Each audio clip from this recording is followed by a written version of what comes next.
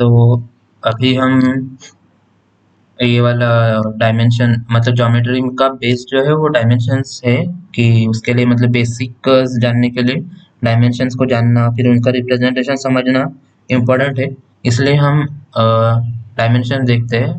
तो उसमें हम चालू करेंगे थ्री डायमेंशन से, क्योंकि जो अपना जो वर्ल्ड है उसमें जो चीज़ें हैं वो सारी सारी थ्री डायमेंशनल है, जो हमें हमारे आंखों को दिखती है वो सारी की सारी चीज़ें जो है वो थ्री डायमेंशनल है। इसलिए तो जो उसका मतलब बेसिक एग्जांपल हो सकता है कि एक रूबिक क्यूब, जैसे ये वाला। तो उसमें मतलब ये वाली जैसे कि ये वाला एक ऑब्जेक्ट है तो उसके पास ये वाले डायमेंशन है। फिर ये हम बोल सकते हैं कि लेंथ है उसके पास। उसके बाद दूसरी डायमेंशन है जो है विड्थ, और तीसरी जो है हाइट। तो मतलब उसके पास तीन डायमेंशंस है। तो यही मतलब मेनली कि उस इसलिए हम तीन डायमेंशन बोलते हैं उसको। या तो हम बोल सकते हैं कि लेंथ, विड्थ और ब्रेड्थ और हाइट। तो इसको हम जनरली ऐसे रिप्रेजेंट करते हैं कि एक्स वाई जेड। तो इसमें ऐसा है कि ये जो लेटर्स यूज हुए हैं एक्स वाई जेड, वो किसी भी डायमेंशन को हम बोल सकते हैं एक्स वाई जेड। इसको भी हम एक्स बोल सकते हैं, इसको जेड बोल सकते हैं, इसको वाई बोल सकते हैं। तो इसका मतलब वो लेटर से फर्क नहीं पड़ता, सिर्फ मतलब मेन है कि उसमें तीन डायमेंशंस अवेलेबल है। तो सिमिलरली अभी अगर टू डायमेंशनल ऑब्जेक्ट की बात करें तो फिर लॉजिकल है कि उसमें एक जो हाइट, एक जो एक्स्ट्रा तीसरी वाली डायमेंशन है वो गायब हो जाएगी, तो दो ही बचेंगी।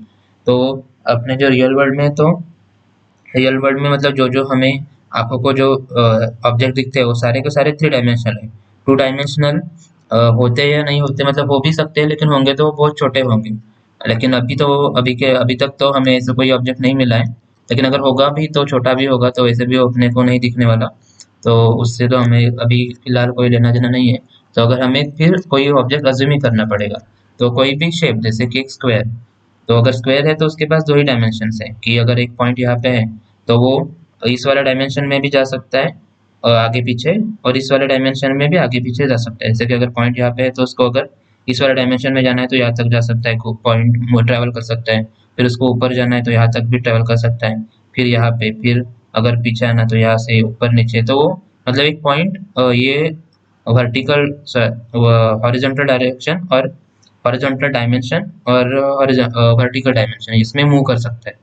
तो वो इसलिए कहीं पे भी मूव कर सकता है दो डायमेंशंस में, इसलिए हम उसको टू डायमेंशनल बोलते हैं। और उसको हमें पता है कि एक्स वाई हम यूज करते हैं इसमें भी। फिर वही कि एक्स वाई ही यूज करना चाहिए ऐसा नहीं, हम कोई भी यूज कर सकते हैं। जेड और एक्स भी यूज कर सकते हैं कोई भी, लेकिन जनरली जब टू डायमेंशन होता है तो एक्स वाई यूज करते हैं जनरली। तो इसलिए वो अभी स्टैंडर्ड बन चुका है कि एक्स वाई यूज करना है। सिमिलरली जब वन डायमेंशनल की बात होगी तो फिर वही कि एक ही डायमेंशन, तो इसमें भी वही कि इतना मतलब उसको हम अज्यूम कर सकते हैं एक ऑब्जेक्ट की एक लाइन। जो लाइन है वो उसमें अगर एक पॉइंट है तो वो मतलब आगे पीछे बस मूव कर सकता है, वो ऊपर नीचे नहीं जा सकता है, फिर कहीं और नहीं जा सकता। उसके पास सिर्फ एक ही डायमेंशन है, मतलब एक्स एक्सिस वाली। तो या फिर मतलब बोलने के लिए हम फिर से वही कि इसको हम कोई भी एक्सिस बोल सकते हैं। इसको हम वाई भी बोल सकते हैं, जेड भी बोल सकते हैं, और भी कुछ बोल सकते हैं। लेकिन जनरली एक्स यूज होता है इसलिए हम एक्स बोलेंगे। तो मतलब एक पॉइंट जो सिर्फ एक ही एक्सिस में घूम सकता है या फिर एक ही डायमेंशन में आगे पीछे हो सकता है, तो उसको हम वन डायमेंशनल बोलते हैं। अभी ये होगा अभी जीरो डायमेंशनल ऑब्जेक्ट क्या है फिर। तो जैसे हमने देखा कि हम फिर से रिकैप करते हैं कि एक पॉइंट था जो थ्री डायमेंशनल वाले में कि वो अ, इस डायमेंशन में आगे पीछे हो सकता है, इस डायमेंशन में आगे पीछे हो सकता है, इस डायमेंशन में मूव कर सकता है। सिमिलरली फिर दो में क्या हुआ कि एक डायमेंशन कम हो गई, तो अभी वो इस डायमेंशन में आगे पीछे हो सकता है, फिर इस डायमेंशन में बस। और जब वन में गए तो और एक डायमेंशन कम हो गई, अभी एक पॉइंट सिर्फ इस डायमेंशन में आगे पीछे हो सकता है। अभी अगर जीरो की बात आई तो फिर क्या होगा, मतलब कहाँ पे पॉइंट जाएगा वो। तो उसमें फिर इसमें मतलब वही है कि यहाँ पे सिर्फ एक पॉइंट हम बोल सकते हैं कि पॉइंट है, वो कहीं पे भी मूव नहीं कर सकता। मतलब उसके पास मूव करने के लिए कोई डायमेंशन ही नहीं है। तो एक जो पॉइंट है उसको हम बोल सकते हैं कि वो जीरो डायमेंशनल ऑब्जेक्ट है। कि ऐसा ऑब्जेक्ट जो जीरो डायमेंशनल है वो कोई भी एक्सेस में आगे पीछे नहीं या ट्रैवल कर सकता। तो उसको जनरली हम क्यों यूज करते हैं कि मतलब उसको अगर मतलब रियल लाइफ में ऐसा कि जो अपना मतलब कोई भी स्पेस में पॉइंट उसको हम एक पॉइंट उसको हम जीरो डायमेंशनल बोलते हैं। क्योंकि वो कोई भी डायमेंशन में आगे पीछे नहीं होता, तो उसको हम जनरली बोल सकते हैं कि वो जीरो डायमेंशनल है बस। तो उसको अगर रिप्रेजेंट करना है तो हम कैसे कर सके कि अपने पास ये ग्राफ है, उसमें ये पॉइंट है यहाँ पे, तो वो पॉइंट ये स्पेस में है एक्स वाई प्लेन में, तो यहाँ पे है, उसको रिप्रेजेंट करने के लिए हम सिंपली उसके कोऑर्डिनेट्स यूज करते हैं, जैसे कि इसका जो एक्स कोऑर्डिनेट है वो 1 है और कॉमा वाई कोऑर्डिनेट 2। तो ये हुआ अपना ये वाला जीरो डायमेंशनल ऑब्जेक्ट। सिमिलरली मतलब इसको हम चाहे तो अगर मतलब इसको जनरली दो डायमेंशन में यूज करते हैं, लेकिन अगर तीसरा चौथा तो डायमेंशन होगा तो उसको भी हम ऐड कर सकते हैं, कॉमा लगा के तीसरे डायमेंशन की वैल्यू, फिर कॉमा लगा के चौथे डायमेंशन की, वो कर सकते हैं। लेकिन जनरली हम दो ही डायमेंशन यूज करते हैं, इसलिए हमने 1,2 बोल के हम उसको जनरली यूज करते हैं। तो मतलब एक पॉइंट जो आगे पीछे कहीं नहीं जा सकता, मतलब एक ऐसा ऑब्जेक्ट जो एक ही जगह पे रह सकता है, तो उसको हम वन जीरो डायमेंशनल जनरली बोलते हैं। अभी ये हुआ पॉइंट का। अभी जैसे कि ये लाइन है अपनी, तो फिर लाइन को कैसे रिप्रेजेंट करेंगे, तो उसके लिए फिर मतलब उसके लिए तो इक्वेशन बनाना पड़ेगा, मतलब ये वाला कि क्योंकि हमें पता है कि ये जो लाइन है वो उसको हम y और x के टर्म्स में हम उसको रिप्रेजेंट कर सकते हैं। तो जैसे कि ये वाला हम इक्वेशन यूज करते हैं, तो इसमें हम डिटेल में देखेंगे, जैसे कि ये वाला प्लेन एक्स वाई प्लेन है, तो क्योंकि लाइन को हमें इसमें रिप्रेजेंट करना है, तो इसलिए हम उसको मतलब हम ऐसा समझ सकते हैं कि क्योंकि वो लाइन है तो उसको रिप्रेजेंट करने के लिए एटलीस्ट दूसरा और एक्स वाई प्लेन लगेगा ही, क्योंकि अगर वाई प्लेन नहीं तो सिर्फ एक ही लाइन है। अगर एक लाइन है ये वाली एक्स प्लेन में, तो उसको अगर हमें रिप्रेजेंट करना है तो हम उसको, क्योंकि लाइन जो है वो लाइन जो रहती है वो इंडिपेंडेंट रहती है, यहाँ से भी इन्फिनिटी तक जाती है, यहाँ से भी इन्फिनिटी तक जाती है। तो उसको अगर हमें कुछ इक्वेशन देना है तो उसके लिए हमें एक्स्ट्रा एक्सिस लगेगा, जिसको हम यूज करके उसको मतलब एक्स के टर्म्स में उसे लिख सकें, वरना फिर वो मतलब वो तो एक्स एक्सिस ही मतलब है कि फिर उसको कुछ हम एक्स एक्सिस पे कुछ नहीं उसको रिप्रेजेंट नहीं कर सकते। हम मतलब क्या लिखेंगे, एक्स इक्वल टू क्या, कुछ नहीं, तो मतलब कुछ नहीं लिख सकते, इसलिए हमें वाई जो है वो कोऑर्डिनेट लगेगा, ये वाई वाला कोऑर्डिनेट, ताकि हम उसको एक्स के टर्म्स में लिख सकें, मतलब एक वाई अपना डायमेंशन। तो इसलिए जैसे कि अगर कोई भी लाइन है तो इस वाले में है तो उसको हम देख सकते हैं, मतलब अगर ऐसे यहाँ पे भी वो लाइन रह सकती है, तो वो भी एक्स एक्सिस ही है, तो उसके अगर पैरेलल है यहाँ पे तो उसको भी हम रिप्रेजेंट कर पाए, तो इसलिए हम वाई यूज करते हैं। और मतलब उसको एक्स के टर्म में लिखना है, तो एक्स के टर्म में लिखना है तो एक्स के लिए कुछ ना कुछ यहाँ पे आएगा नंबर, ए और बी जो है कांस्टेंट है, तो नंबर कोई भी डिजिट कोई भी नंबर हो सकता है, और प्लस में भी कोई भी हो सकता है। तो ये मतलब नॉर्मल प्रेजेंटेशन है। जनरली हम अगर हमें मतलब ये तो नॉर्मल है कि अगर हमें किसी एक चीज को दूसरे में रिप्रेजेंट करना है तो हम उसके लिए इनटू में एक वेरिएबल यूज कांस्टेंट यूज करते हैं और प्लस में करते हैं, और अगर हमें इनकी जरूरत नहीं तो उसको हम जीरो जीरो भी रख सकते हैं। तो ये मतलब नॉर्मल स्टैंडर्ड टर्म है। तो अभी हम धीरे धीरे देखते हैं उसका वन बाय वन। जैसे कि अगर हमने बोला कि सबसे पहले ए और बी की अगर वैल्यू जीरो है, और क्योंकि वो कांस्टेंट है तो उसकी अगर वैल्यू जो है जीरो है, तो फिर ये जीरो तो वाई इक्वल टू जीरो आएगा।